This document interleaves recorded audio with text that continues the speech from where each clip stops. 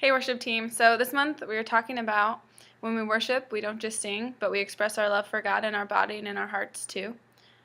We want to convey to the kids that God is good, holy, and loving.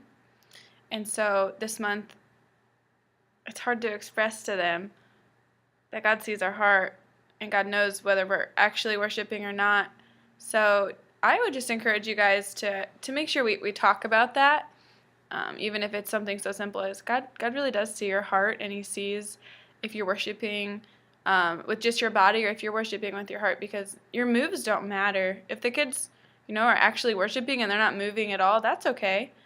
They're still worshiping, and God sees their heart. So we want to teach them not only how to worship physically, how to sing to God, how to dance to God, but also how to worship in our hearts, because they're all biblical.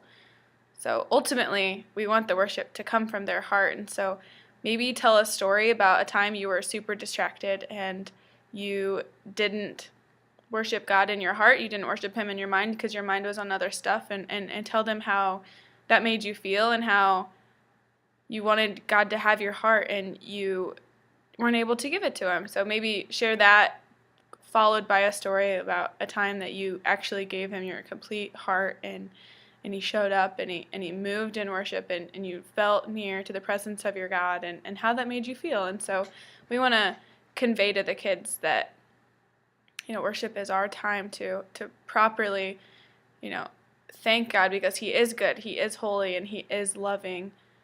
Our God doesn't leave us alone.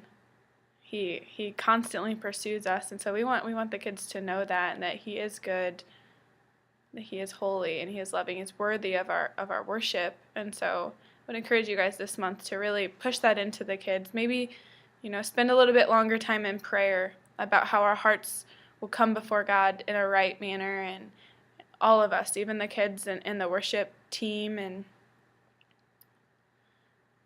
pray maybe a little bit longer this month, and maybe just mention the point, but try to display the point a little bit more than explaining, because sometimes even displaying is a little bit more effective than just telling them how to do it. So I would encourage you guys to do that this month. Just feel free to let me know if you have any questions, or love your feedback and what you guys would add to how we get the kids to worship with our hearts and not just our bodies. Thanks, guys.